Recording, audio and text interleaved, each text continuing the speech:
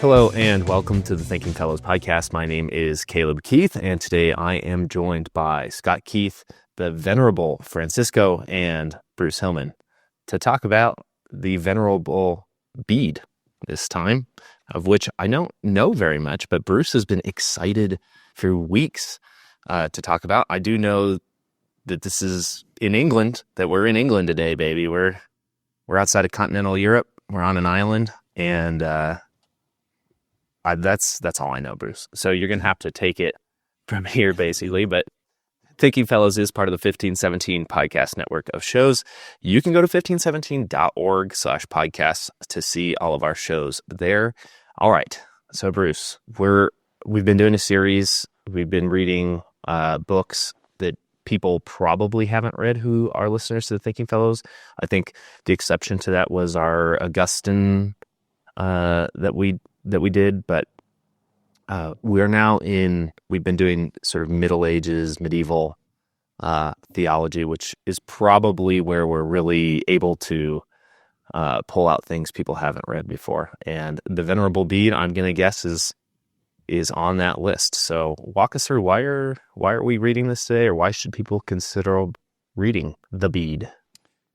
Well, there's kind of two well-known works by Bede. Bede has many, many works.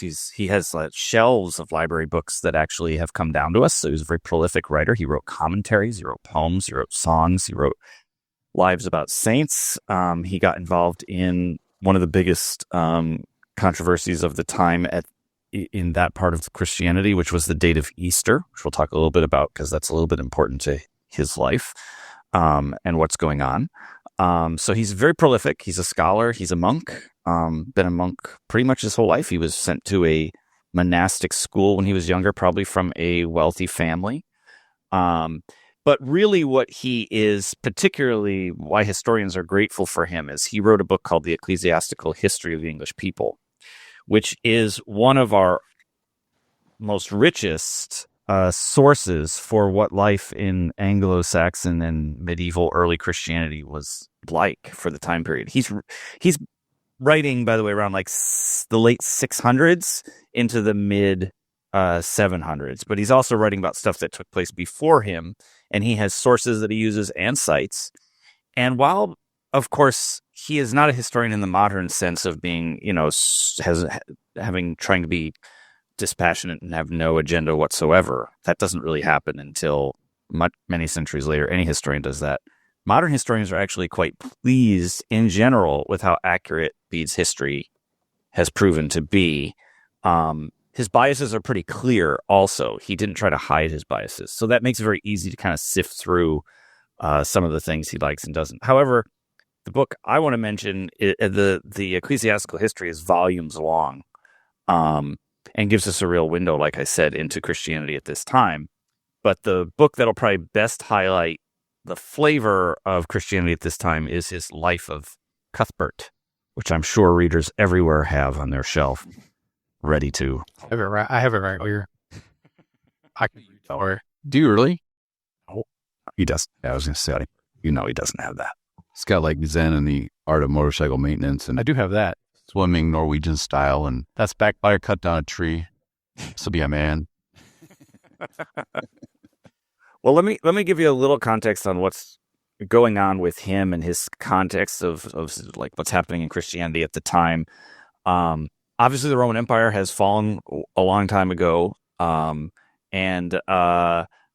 Roman Christianity is on the continent, and it comes over into Britain. So this is Christianity that is Roman Catholic, what we would call now Roman Catholic in its form. However, Christianity hadn't really died out in Ireland, and they had Celtic Christianity, which was very similar, but had developed its own traditions. One of those traditions was when it set the date for Easter, which was based off of some reading of Scripture, but also based off of some of their traditions from their guys. Now, this would have been a moot point. It would have meant really nothing because the Roman continent had its own version of when Easter was, and the Celtic Christianity had its own, and they were just always kind of celebrating them separately. But then politics got involved, and some of the rulers in the British Isles started to want to either embrace their nationalistic Celtic Christianity because they saw that as a way of getting power, or to join up with Gregory the Great in Rome and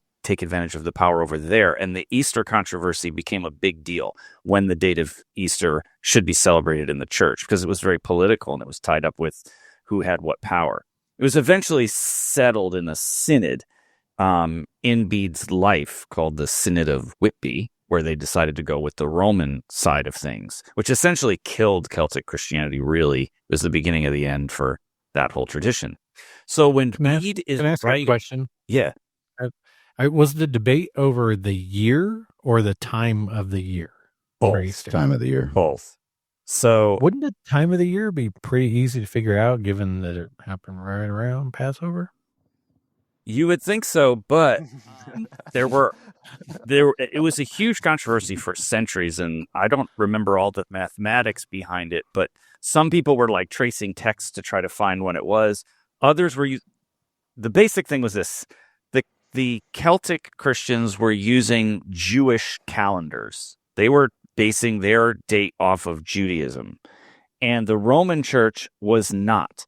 They were saying that because the church had moved the celebration from Friday to Sunday, being Sunday the day of the resurrection, that Easter had to fall on a Sunday for celebration, because that was Easter's the celebration of the resurrection. So it has to match with the gathering space of the rest of the year. And then there was all sorts of controversy on how they figured it out, where the Celtics were following the Jewish system, which I think it fell not on a Sunday under the Jewish calendar sometimes, the way it moved. So like Passover wasn't on Friday. Right. So this became like a big... Jewish calendar is a lunar calendar, right? So it's going to float. Yeah. Okay. So this became a big deal. And so this was about making sure that we had an Easter Sunday and not just an Easter. that was the theological argument. But then, of course... I mean, who wants an Easter Tuesday? Yeah. Easter Tuesday feels a little weird. Right. And it makes theological importance, right? Like if every Sunday is supposed to celebrate the resurrection, but now like Easter's going to fall on a Monday. It's just, it's a weird thing. Can't have that. Can't have that. That would, Right. it is. Okay, sorry. Didn't mean to interrupt you. It's just, No, but it was a concern for many centuries. And what Bede is trying to do in his ecclesiastical history, and what he's actually pretty successful at, is he's all about unity. He understands that there are diverse Christianities that exist. He's on the Roman side of things, but Roman Christianity, but he doesn't want to see the Celtic heritage that he's also been a part of and been educated in completely disappear. So he's trying to find this middle way in his history of this clash of cultures that has taken place. He's also bitter against British Christianity because the British Christianity, they were Romans, and they didn't evangelize the Anglo-Saxons because they didn't think they were worthy of receiving the gospel. So the Anglo-Saxons actually got the gospel through Augustine, not Augustine of Hippo, a British saint who's also named Augustine. And Bede's very angry that they held that against them. And by the time Bede dies, British Christianity is all but extinct. And he sees this as their refusal to, preach the gospel to those who they thought were beneath them. So he wants everyone to be seen as equal, even though there are differences. So he has a very sort of fair and friendly way of dealing with his critics in his works, which has also endeared him to history. Anyway, something to note just about the work I'm going to briefly discuss, which is the life of Cuthbert. Cuthbert dies when Bede is young. He's a saint. For reasons we'll get into, he doesn't do anything, I think, like super crazy that we might think would merit him being a saint, but he has lots of miracles attached to him, and that's really why he becomes a saint. And so the work that we're going to read is classified by scholars as a hagiography. Now, in my work in early Christianity, which I'd done my graduate work in, you have to learn to read lots of hagiographies, which are lives of saints. And even if they're very popular in early Christianity. Simply impressed that you survived such a thing. I mean, they're super important to early Christianity. You seem moderately sane, too. So, say again? I said, you even seem moderately sane after something. Moderately is the important qualifier there. But if you read any of the church fathers, you'll also find you kind of have to read some hagiographies to even they bring them up, these stories, a lot in their writings, and so you kind of have to go back sometimes and read them to understand why the father is citing them. And they're incredibly, incredibly popular to Christianity all the way up until about the Reformation, where hagiographies basically fall off the map for the most part. So what's a hagiography? A hagiography. And praise Jesus for that. Praise Jesus for that. One more thing, the Reformation. One more thing us that we did not deserve. And they get wild, these hagiographies. And if you read like a hagiography like Life of Cuthbert, which we'll read parts of today, and you compare it to, say, one from the martyrs back in early Christianity, you can see the sort of embellishment of the power of the saints increases dramatically. By the time of the Middle Ages, these saints can do crazy things, which the early Christian hagiographies weren't quite peppered with so many crazy miracles. Anyway, a hagiography is a story of a saint who performs miracles. Now, why are these popular? I think that's the important take-home, so that you don't just dismiss. Why should you read the Life of Cuthbert? Because you're not going to agree with a lot of the theology in the Life of Cuthbert, so you might go, it's just worthless, let me throw it out. Well, here's the context of understanding any hagiography in the Middle Ages, in particular this one. These stories are seen as stories of evangelism and devotion for Christians who are coming out of paganism with all of its stories of warring gods and all this other kind of stuff. And they have to show that Christianity has greater power in the world than the power of the old gods. Because most people are illiterate, right? And their entire lives they believe in a spiritual transcendence, that that the world that we live and see and breathe in is not the true world, that there's a spiritual world behind this world that we're in, and that there's a battle taking place between good and evil. And the saints are essentially warriors in Anglo-Saxon, in British things. They're a warrior culture. So their saints have to be warriors. But they can't be warriors like a Roman soldier's a warrior, because Jesus said turn the other cheek, and you just can't go out and kill people. So they have to fight the devil. And that's what they do. So these stories are stories that are meant to inspire the populace to maintain their Christianity against continual temptations to return to paganism. And they're very effective at actually doing that. Now, their theology itself, not going to like that from a Lutheran or post-Reformation perspective too much. Although we will... So are you saying these stories aren't real? Well, yes, I would say that many of the things in the stories aren't real, but I think it's important to say that the people who wrote them believed that they were real. They weren't making things up just to tell a story. Bede has sources, and he interviews people, and he writes letters, some of which still remain, trying to get information on these saints and people he's writing about. He's not looking to just make a sensational story. But yeah, when I get into a couple of prime examples I've picked out, you'll see what I mean. So if you see this as a way to battle the devil, and as a way to inspire Christians to maintain the faith and not go back to their old pagan ways, because Christianity is still, paganism's still a temptation there, then you can maybe understand it a little bit in this context. For us today, I think the value is simply in that reminder that in a kind of scientific age, there is another world at work behind us. And while we may not directly want to determine the truth of that world through hagiographical writings, it's an important reminder that much of what happens in our lives is caught up in not flesh and blood, but the powers and the principalities. And I think reading a book like this does help us to remember that theological truth, even if its expression is something we might not agree with. I think Bruce should send a copy of this to Tucker Carlson, who's all about this lately. Well, when I did this seminar, what was it called, on, I think, just historiography, the methods and assumptions that go into the writing of history. And it was focused on church historians. It started with Luke and the Acts of the Apostles, moved through Eusebius, which I think our listeners would agree has been the greatest episode in this series when we covered Eusebius's Ecclesiastical History. Yes. I was absent for it. Yeah. But we did we do Bede? I think we did, not to confuse him with the Venerable Francisco, but we did the Venerable Bede next. And I don't remember the exact question, but one of the questions, or the sort of question we were asked to address after we read all this stuff was, does Bede deserve to be called the father of English history?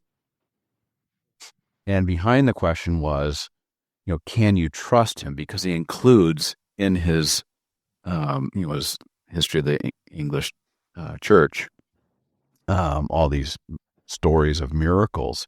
And in that discussion, the other questions arise like, is Bede actually doing history, or is he doing sort of like, not apologetics as we think of it today, but is he using this narrative to combat, sort of some paganism that's kind of hanging around still, right? And I remember distinctly that the tutor was a guy named Henry Meyer Harding. I think he's still alive, so he's probably in his late in his hundreds. The guy's he was this old dude who had been appointed as the professor of either medieval history or church history by the Queen. So, probably a person of accomplishment. Has the Queen shoe professor of church history? Yeah, the Regis professor, right? Regis. What was Dermot McCulloch's? He had one of those titles. It was the Regents professor of something. Yeah, he may have inherited. I thought it was church history. Yeah. He wasn't the Regis professor though. He was a professor anyway. But Henry Meyer Harding had his quarters, or his space in Christ Church, which is that beautiful place where part of Harry Potter was filmed. And he had like little medieval tapestries hanging from the walls and just massive. It just felt very Oxford. And I remember him asking the question whether or not Bede deserves the reputation of being the father of English history, because there seems to be so much superstition in the account.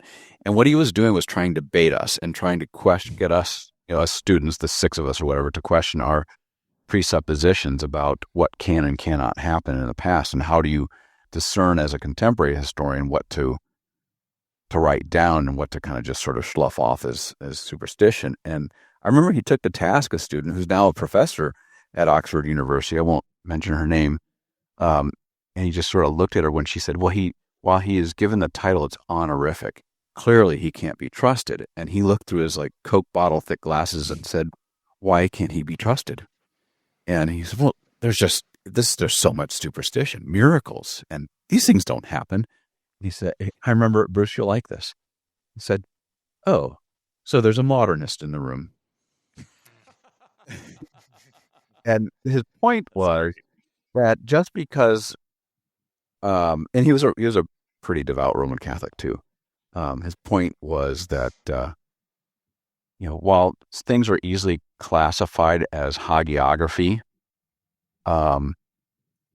oftentimes that's a modernistic term applied to work to kind of dismiss it as being as reliable in some sense. So it's modern academic nomenclature that is sort of breathes in the presupposition that certain things can happen and can't happen.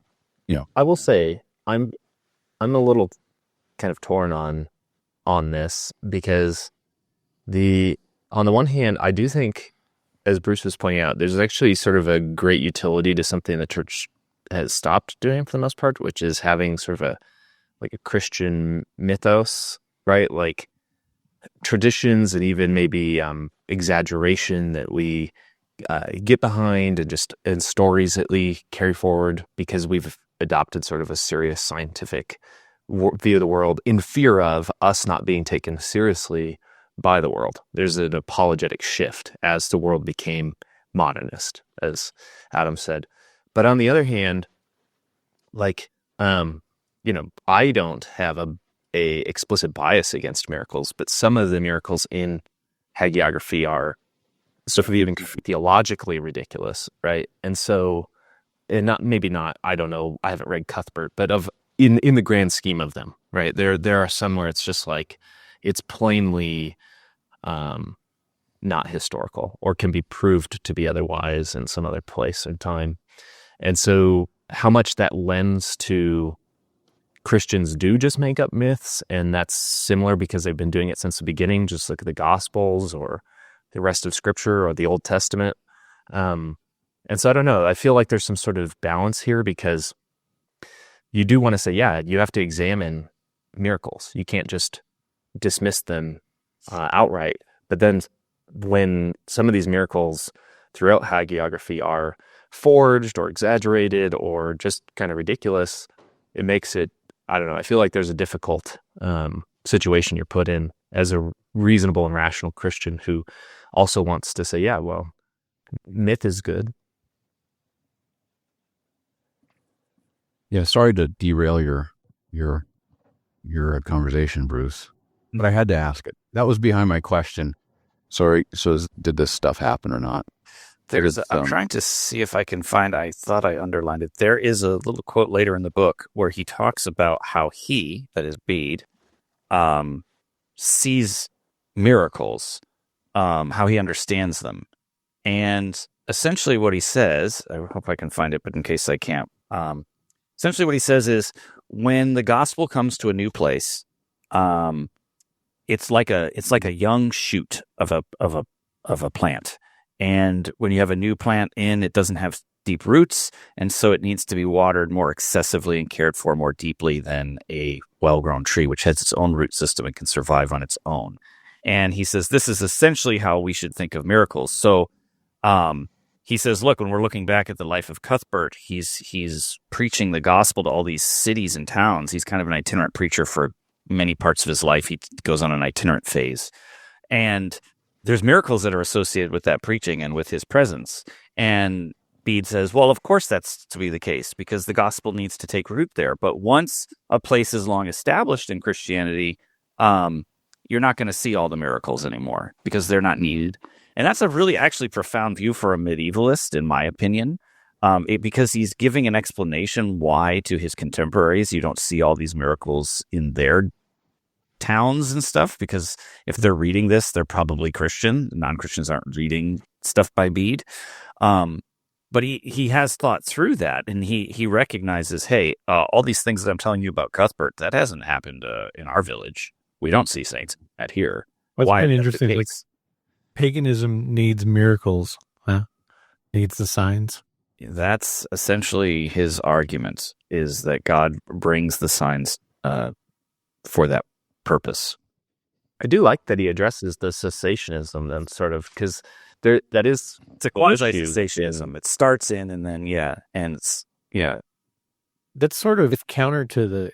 So let me say it this way. I like that explanation a lot, but it's sort of, if you read the Gospels, you'll see the demand. So Jesus preaches, right? And then we have the promise that we get sort of codified in Paul that the reason he preaches is that faith comes through hearing. But he constantly asked for signs, and occasionally he gives them. But every time he's asked for them and gives them or not, he calls it a wicked generation that would ask for signs when they have the preaching. And so that's kind of interesting. He does give them though occasionally, right? But oftentimes the signs in the Gospels that they're looking for aren't even the miracles that he's doing right in front of them. It's, they're looking for like heavenly signs or movement of stars or something like that. I found the quote here. It's actually from his commentary on Mark. He wrote quite a few commentaries. I haven't really read his commentaries. I'm actually more interested in reading them than some of the other stuff he's done, but they're not always available in English and stuff in full. Anyway, he says, the church has been nourished with miracles in order that she might grow firm in the faith. When we plant bushes, we water them until they stand firm, but once they have taken root, the water ceases. And he goes on to explain what I said before about the deeper roots and stuff. So that's his view of miracles. It's a good they're there for a time. Probably bad theology. It's a good explanation. So, yep. Well, you might, if I can get that out of you for a lot of what he has to say, then I think that'll be a win. Tell us about Cuthbert, Bruce. I want to hear about his bones being. They wanted it, didn't they? Like after he died, they tried to find his or dig up his bones so they could send him out throughout the British Isles so people could be healed by him. And remember still laying there. Silence of the Lambs when the killer guy is like, he put the lotion in the basket, puts the lotion in the basket. So I love that. I'll tell you in a bit. There is a lotion. There is a lotion and fava beans. Yeah, that's right. There is a lotion made from the water that washes off the body that has anti-possession properties to it. So I love it. Anti-demon lotion. It's great stuff. But yeah, Cuthbert, let me just read you the first sentence because it's actually the thesis of the book, which is nice because he is a scholar and historian. So even though he's writing miracle stories, he still writes in a very kind of logical, sequential way. He doesn't write like if you've read Life of Anthony by Athanasius, it's clearly very sensationalized. It's all about Athanasius, when he's writing that, is really trying to get you to believe the same things that he is about demons and Anthony and everything else. Where Bede reads much more like a sort of, I'm just going to tell you what I found from my research and you could do with it what you want. He doesn't really tell you what to think. He just tells us what he's found. So he says, the beginning of our account of the life and miracles of the blessed Cuthbert is consecrated by the words which the prophet Jeremiah uses of the state of perfection of the hermit. It is good for a man to have been born in the yoke of his youth. He shall sit in solitude and be silent because he will raise himself above himself. That's from Lamentations 3:27-28. And this is very common in all of patristic writings where they take verses out of context. It's fantastic. They do it continually. That's probably because they actually have the Bible so well memorized that when they make a connection in their head, they just write the scripture verse and they don't cite it. We've gone back and cited them. So they're not trying to make a direct exegetical point, but they are trying to show how they think in these scriptural tropes all the time. Okay, so the first thing we learn about, and I'll just kind of go give an overflight here of some of the adventures of Cuthbert, because there's nothing like amazing that Cuthbert is going to do. What makes him amazing is that he's kind of a normal monk who is able to perform miracles, and that he sometimes is a hermit. He's been promoted to a hermit almost towards the end of his life, and it is a promotion because you get to contemplate God all day long. But they don't let him do that for very long, and then they're like, actually, we want you to be a bishop. So they grab him and they make him a bishop, and then 2 years later, he dies, probably from the stress of being a bishop. I don't know. But for most of his life, he is just a monk who's an itinerant preacher. And he preaches to people in different communities, and they respond to his preaching. But in his youth, he supposedly has he's lame in his knees. He can walk, but it's very troublesome, and he walks with a really bad gait. And an angel visits him and gives him a remedy, and that's kind of sets him on the course to the monastic life, is when he experiences this miracle of being able to walk. He decides he's going to go join the monastery. And we don't have details on how that happened. We have details about all the other miracles, but that one doesn't give us a lot of stuff on how he was healed. It says it's due to an angel had given him a remedy sent by the same power who had deigned to send the Archangel Raphael to cure Tobias's eyes. That is a reference to Tobit in the Apocrypha, showing that was also being used at this time period, even in the British Isles.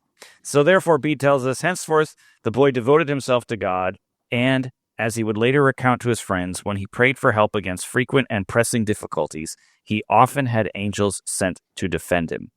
He was heard by him, meaning God, who is wont to listen to the cry of the poor and deliver them from all their tribulations, because he in turn was kind enough to pray for others of similar dangers. So automatically, here you go, right? Here's what the book is starting to kind of press upon people. It's nice to learn about the stories of Cuthbert, but you have to be like Cuthbert in some way. Take inspiration from Cuthbert. Why was God good to Cuthbert? Because Cuthbert was good to his neighbor. And that's why God is going to be good to him. And this rewards contractual system, which is not very Caleb is cringing already. We haven't even about anything. Is, of course, stock and trade of Christianity at this time. At least popular Christianity at this time. The piety of normal Christians that they would have experienced. So skip ahead a bit. He joins the monastery. He feels that God is calling him to a higher and harder life, but that, quote, that higher and harder life has a greater and more glorious reward. And I know that Caleb will also love, if you join the monastery, you get much greater rewards. Okay, so the first kind of famous story of him is he is traveling, and it's on a Friday. And Christians at this time, especially monastic Christians, would fast on Friday because it was to remember Jesus's Suffering. Suffering, right? So every Friday was sort of Good Friday. Like a Lent. Yep, exactly.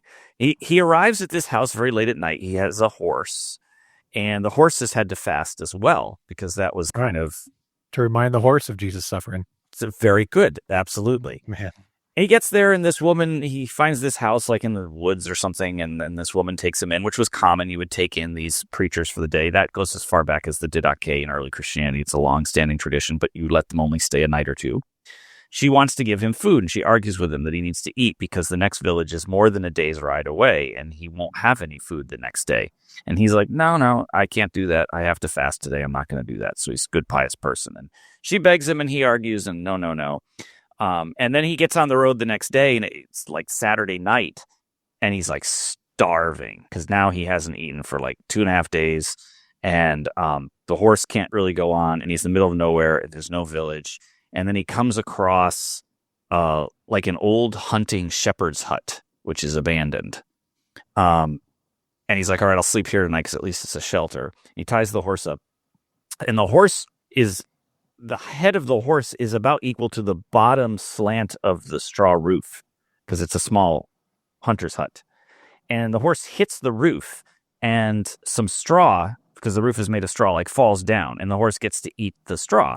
And he's like, well, this is great because now my horse at least has something to eat so he can carry me to the next village the next day. But then as night falls, the horse does something else and something else falls off the roof, and it's like a sack. And in the sack is some bread and meat that's still warm. And this is the first sort of said miracle of Cuthbert, that God has provided him, like he did Elijah, like God provided Elijah food, he's provided Cuthbert this food so that he can go to the next village and preach the gospel to the people who need to hear it, which if he didn't have the food, he wouldn't have the sustenance to do it. And so this starts off now a series for the rest of the book of all these different miracles that he's going to do in different places. So let me give you, I underlined a few quotes that I thought represented some of the theology that's implicit. So if you guys want to talk about some of that, we can. And then I'll tell you one or two other miracle stories, which I just thought were kind of funny. But anyway, in one instance, he says, Bede writes, the manifest virtue of this miracle moved the saint to even greater zeal for good works. And as his virtues increased, so did the grace that was given to him. So you can see there's a direct correlation here with a sort of what would later be called works of super irrigation in the saints, right? So there, he's doing such good works that He's meriting. He's making a pile. He's making a pile behind him. Come pick up some of his extra. Just more theology explicitly rejected by Lutheranism, Bruce. Yes, well, but I will say, I'm going to throw something else out there, and the Bible. Yeah, maybe a little more important. A little more important. I will say, though, that what's interesting about this, because Bede's writing in sort of that middle period before the direct rejection that Luther's going to make on Roman Catholicism, right? So the Roman Catholicism that Luther's going to reject hasn't evolved to that point of rejection in Bede's time that it will in Luther's time. The Catholics are going to take this even way further.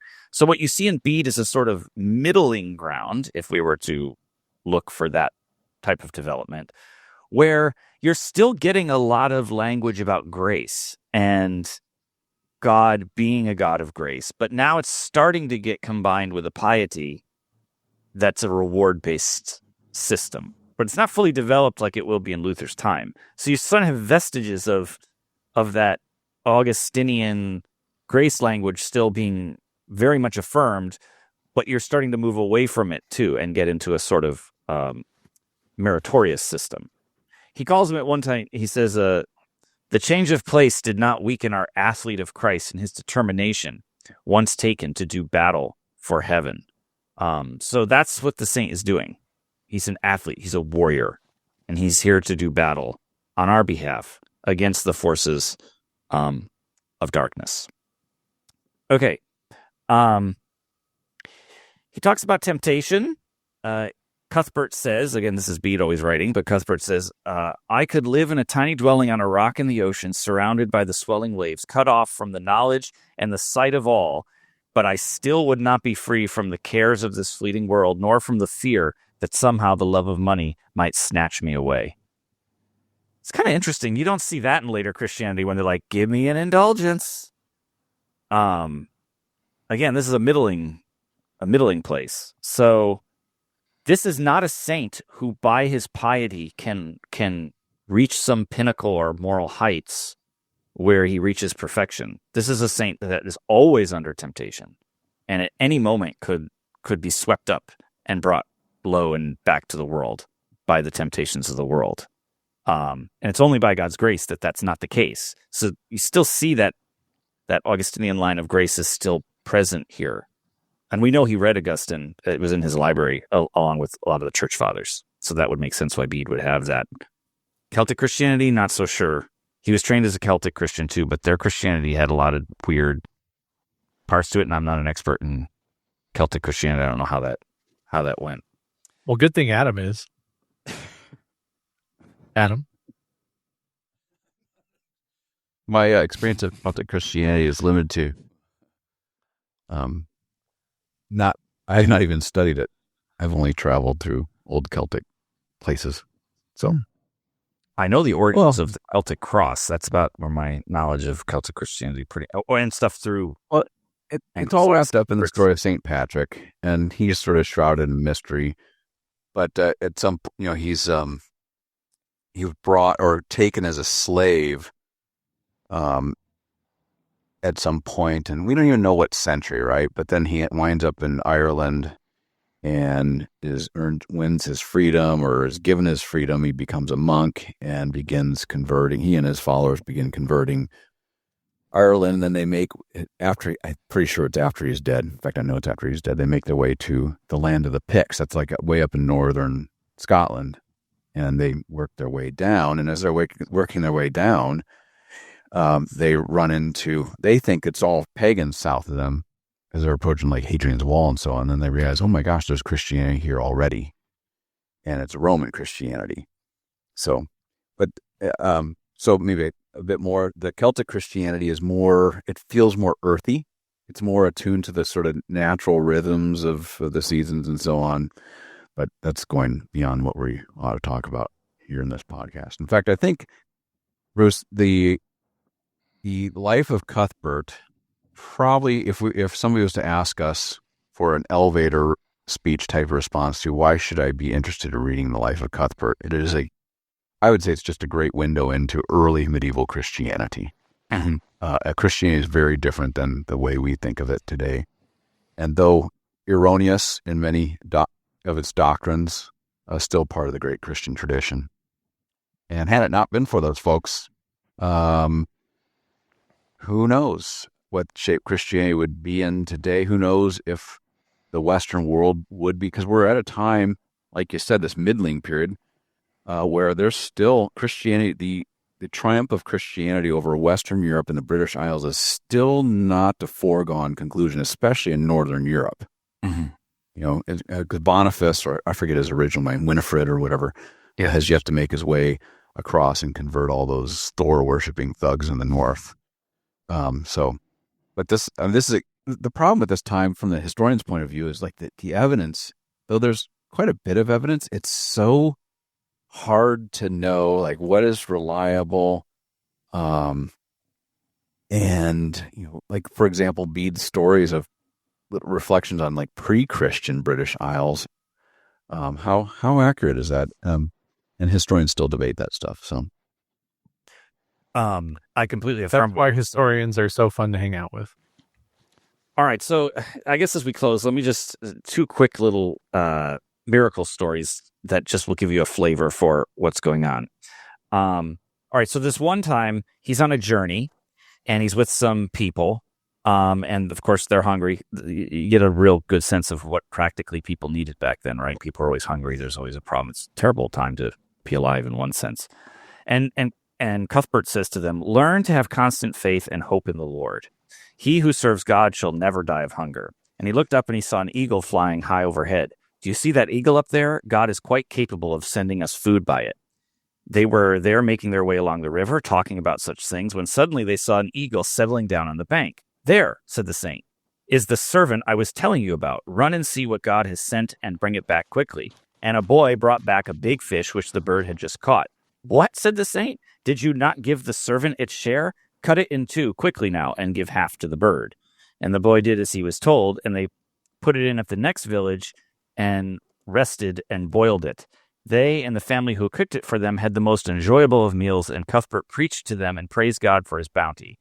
And, of course, they come and, believe in the Lord now because of this. But the bird has to get its share. I always thought that was a fun little part. And then the last miracle story I'll tell is also while he's out preaching to the people. While he is preaching the gospel, a fire breaks out in the building behind him. But it's called, at least in the English translation I have, it's called a phantom fire. And it is the devil has shown up, Satan himself, and decided to distract the preaching of the gospel by burning down the village. And the villagers try to put out the fire, but they can't. Water doesn't work on it because it's a phantom fire. It's a demonic fire. It's literally the fires of hell coming to destroy the preaching of the gospel.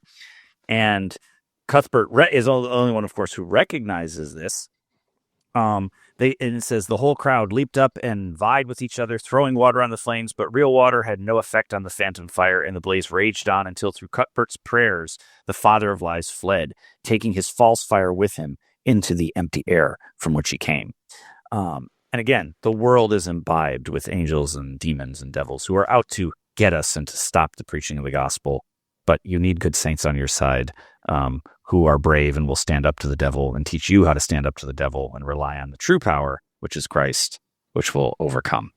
And that's, I think, one of the central messages the book is trying to say often. All right. Well, Bruce, thank you for walking us through the Venerable Bede. I'm sure we'll have some listeners read this afterwards. We'll put some links to Amazon below, and if there are, I know with some of these there are some free translations available too, so if there's a good one that you recommend, I'll make sure to add it in the show notes. Thank you for listening to this episode. If you have been finding the Thinking Fellows interesting, enjoyable, if you've been learning things by following us along on the show, I do encourage you to support 1517 and our podcasting efforts, especially as we come in to our year-end campaign here where we're trying to raise the last $300,000 of the year. If you can help us reach that goal, please do so today. Thank you for listening. We'll catch you next time.